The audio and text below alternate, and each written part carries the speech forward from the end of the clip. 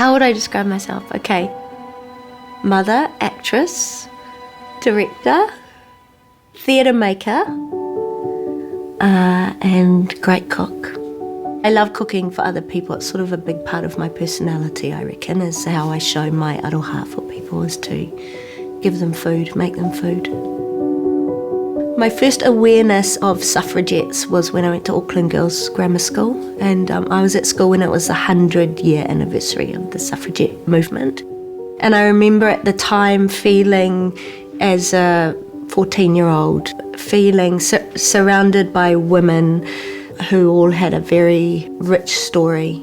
I think going to a girls' school really influenced who I am. You know, like at a very young age, I understood the strength of women and the importance for women to stand up and be counted and have a strong voice. Essentially, being an actress, I work in an industry that is unequal. I've understood right from the start that roles for men there's many more of them and they're much more interesting, and right through my career I've played the girlfriends of people rather than the character.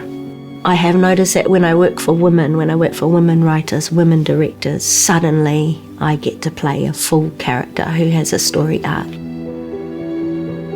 I worked on a project last year with 9 wahine Māori directors. A film project called Waru, and I felt like that was really the step in the direction that we need to go. So it's giving women the opportunity to tell stories, giving them the opportunity to be behind the camera directing, and the trickle-down effect of that is that women actresses get parts to play, women crews start to come on and start working in all the roles, and that women themselves see themselves on the big screen in a way that they never have before. I'm looking at the films that used to be my favourite films when I was growing up, and I've realised that in all of them women were treated as objects, and I can't believe that that was the only frame of reference I had for storytelling, for stories about women.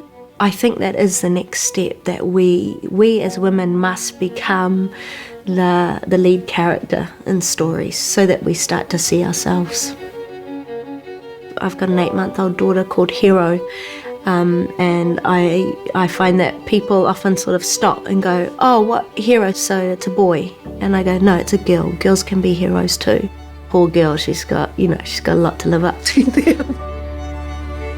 I'm sort of thinking about great wahine who have inspired me as leaders in this country, and I think of women like Whina Kupa, who led the Hikoi Land March as an old woman. I mean, I'm in my 40s, and after having 2 children, you know, my body, it's changed, and you know, physically the things I can do now are very different to what I could do in my 20s, and I think of how she did that walk and led so many people as an old woman in an old body. They stood up and went, right, we have to come to the front and start to lead.